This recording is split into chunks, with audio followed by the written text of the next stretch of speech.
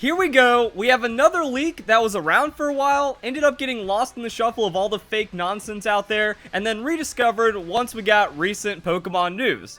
That's been happening a lot. So this leak predicted Alcremie, but didn't list its Gigantamax. I hope the urban area part is real. Oh, and lol, at the Black Man part, that's gotta be fabricated.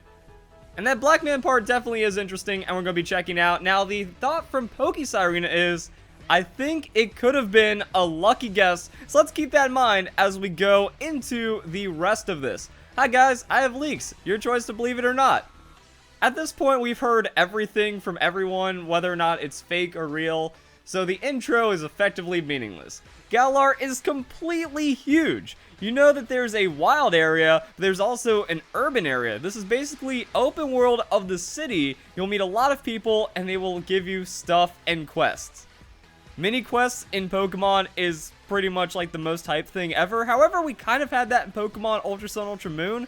Like, I wonder how the whole quest feel is, because when you're talking about a UK region that has a lot of this inspiration and folklore, and we can see like castles and stuff, you're thinking of like a more RPG medieval style of questing, but at the same time there were side quests that ended up giving you things and rewarding you inside of other Pokemon games. So we're going to see how that goes, but maybe like repeatable quests. Hey, go out catch this Pokemon. Even though there have been people in Pokemon games, if you show them a certain Pokemon or a certain move, you also get rewarded as well. Hopefully this is just more important, but the idea of an urban area is also really cool.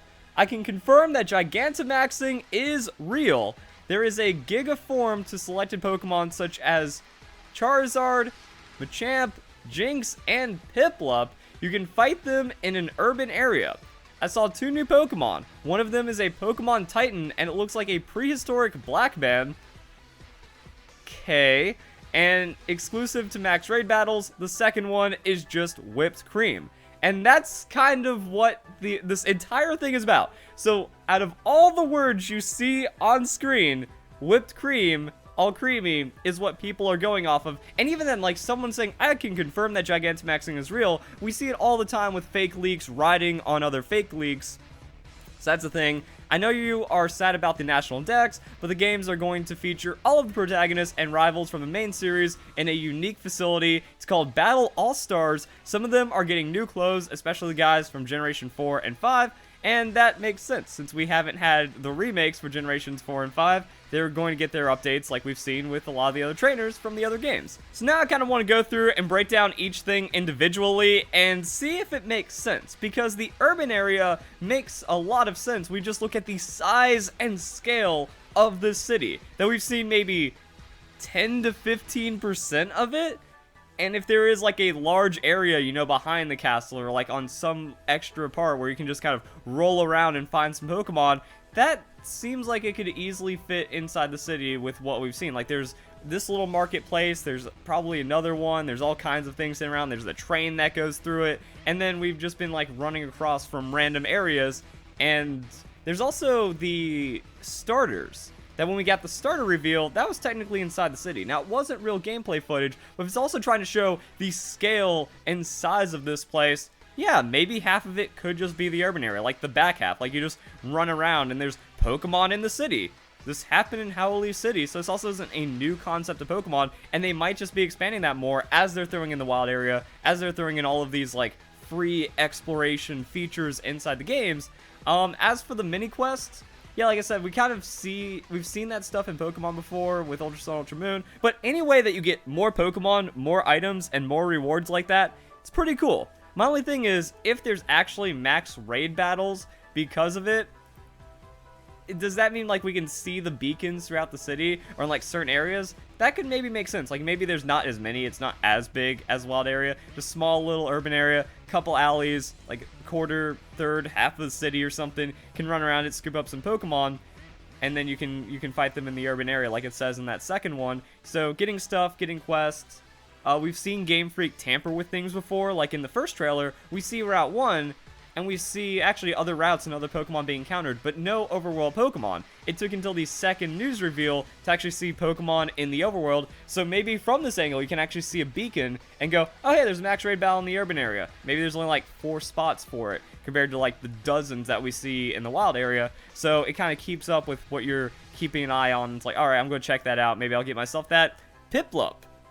I can confirm that Gigantamaxing is real, so once again, riding off of a confirmed leak, or like a mostly confirmed leak at that point, people were still like, no, this is like half fake, because Gigantamax can't be real. Turned out to be real, so Pokemon does anything. Pokemon does everything. We've seen the most fake of fake leaks become real and have crazy information inside of it, but also have fake information as well. There's a Giga form for selected Pokemon, such as Charizard, Machamp, Jinx, and Piplup. You can fight them in an urban area.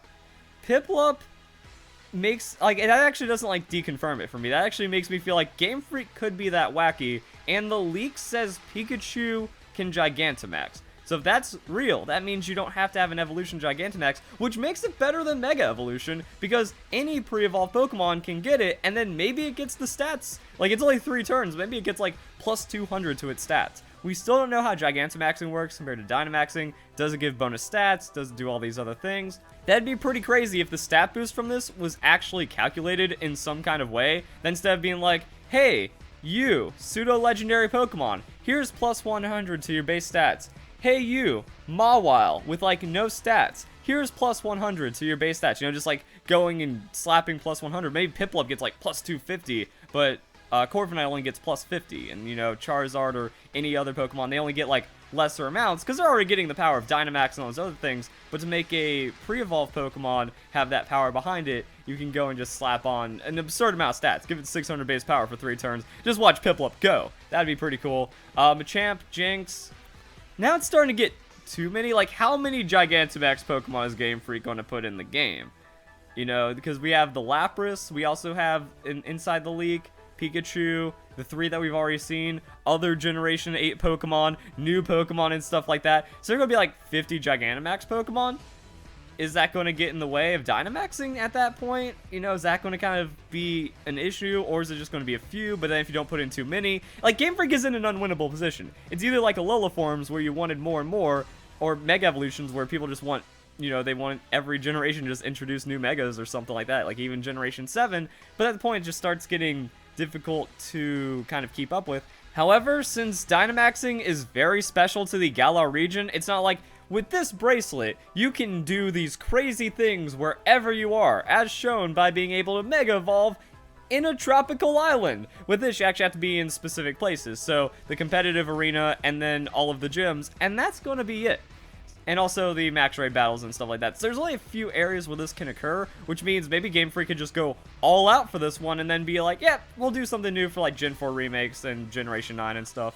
So it seems like they're trying to build in that this is something that we're not going to see in the future. So like it or not, you know, you can just kind of experience it however. But on top of Gigantamaxing, the leak also said that there's going to be Galar evolutions. And we don't know if that's like pre-evolutions, like Galaran forms exactly like Alolan forms, how many of those. So there's going to be a lot of stuff going on. I don't know what's going on with keeping up with that. Now, next up, let's talk about the ancient black man or something. Phrasing? I don't know. Let's read that again. I saw 2 new Pokemon. One of them is a Pokemon Titan, and it looks like a prehistoric black man. Now, seeing 2 new Pokemon, but not the other Pokemon revealed inside of the reveal, that's also something. And then the other one's just whipped cream. So the whipped cream, I feel like anyone could predict whipped cream at this point if they're just trying to meme, because you could just slap out any idea, and eventually someone's going to get it right. That's something that's happened in leaks before. You just say something somewhat feasible while memeing on Game Freak, and it turned out to be real, so then the rest of it kind of gets credibility when it was just nonsense to begin with. But maybe it just kind of, you know, saying this, that this is the prehistoric man that's drawn on the side of, like the side of the mountain that looks like a Titan, and just turns out to be a black Titan that's this prehistoric man. So that could be a thing, and if that's the case, and it's not racism, then it could have that real feel to it, and that would be something to keep an eye on. But I mean, are they, actually I was about to say, are they already going to reveal mythical Pokemon or sub-legendaries and stuff like that? Yes. Yes, they could. Tapu Koko was the 5th Like, it was like the 5th non-legendary Pokemon revealed, but technically the 4th officially revealed, because that was just like how they let off that trailer. They're just like, here's 7 new Pokemon. Tapu Koko. Boom, that was a legendary. And then they also, Magearna was technically the first Pokemon revealed for the 7th generation, so that's a mythical Pokemon. And this guy's been around forever. Game Freak just doesn't care. They have the new Pokemon on a shirt, new Pokemon on a logo, new Pokemon inside the Pokeball, inside the trailer that looks like an elephant, and then this guy hanging out there. So that can be a Black Titan. Makes sense. And then, what else we got? Sad about National Dex, games are going to feature all protagonists and rivals, and I feel like that's something that the Pokemon Company has tried to be good about. I feel like this is possible because of Annabelle. Flippin' Annabelle! They brought her back, and then they also made her a special trainer in the battle tree. That's some pretty crazy stuff, but then when you go to the special trainers in the battle tree, we got representation from almost every generation. Got Colress, boom, Generation 5. Cynthia, the champion from Generation 4, is just chilling on vacation in the Alola League, as well as like Dexio, Cena, Red, Blue, so we have the Battle Legends, Red and Blue getting their major, like, update to like their character and their clothing and stuff, which is also in line with everything that we've seen. But I'm not saying that this leak is like trying to copy off that and then keep snowballing it and then putting in some like Generation 5 wish listy kind of things. Just like Grimsley, characters that we never thought we would really see again, or at least without like outside the remake or like something really special. It's like, no, he could just kind of appear as a special trainer in the battle tree. There's Wally, there's also the big characters from the region already, and it'd be kind of neat. You know, it's like, oh, Guzma, he never left us. He's just gonna hang out in Galar for a bit, causing a little bit of trouble. That'd be cool if we saw him. And then on top of that, we have Pokemon Masters. Now, I saw some comments of people saying that Pokemon Masters debunks this leak because Game Freak wouldn't do both. Why not? That seems to not have stopped them with just representing other trainers from the past of Pokemon before. You know, it feels like Game Freak is trying to really respect a lot of the older things in Pokemon more and more as it gets further and further away. Pokemon Masters, though, is going to be like the extreme version of it. You know, this is going to be every rival, every gym leader, every champion, Frontier Brains, Elite Four. Everyone's here. The gang's all here. Memes, and all kinds of stuff like that. But, you know, this is it taken to the extreme. But when you just kind of look at that, all the protagonists and rivals from main games in a unique facility. Actually, so all of the protagonists and rivals. That's, oh, never mind. I read that a bit wrong. I thought that as like, you know, Pokemon World Tournament 2.0 because people, they haven't even seen all of Pokemon Sword and Shield, and they're already saying that Game Freak is lazy and only removes features and puts out worse games than the generation before, which is utter nonsense. So I would like to see, you know, a Pokemon World Tournament 2. Even though I wouldn't engage with it, I wasn't like the biggest fan unless it's like super like good for competitive items or something. I'm just going to keep farming the battle tower, whatever's going to give me the most BP an hour. So depending on how that goes, like, yeah, at least shut those idiots up and just show them that these games are incredible. But now we actually have just protagonists and rivals. But that's actually still really cool, and that'd be a unique twist. So yeah, it would be one of those things where Pokemon Masters has everything, so it's not going to have everything, or maybe it's going to have a couple of those other special trainers like champions and stuff, but I think it still would be really cool to kind of go back and visit all of the protagonists, especially since they're being revisited in Pokemon Masters. So maybe like, hey, let's go make them in 3D and then slap them into Pokemon Sword and Shield and really have it like all work out. Playing with all the rivals again, I think that actually be like a really cool way of remembering your adventures while on the next main series adventure.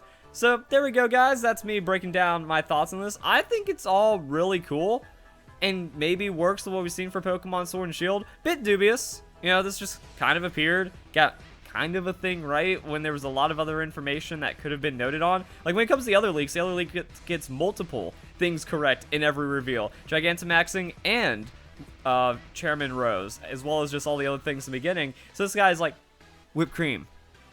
Here's all this other stuff too. And then we haven't even had like a hint of anything like this. Now, if one of these things turns out to be real, then it'll be like the other leaks are getting out, the information like that's cool. I like the idea of an urban area, but do we need more than the wild area? We still don't even know what the final area is. That looks like a battle frontier. That looks like there's gonna be a million things to do. We haven't seen the inside of the forest, so I could have some really deep gameplay as well.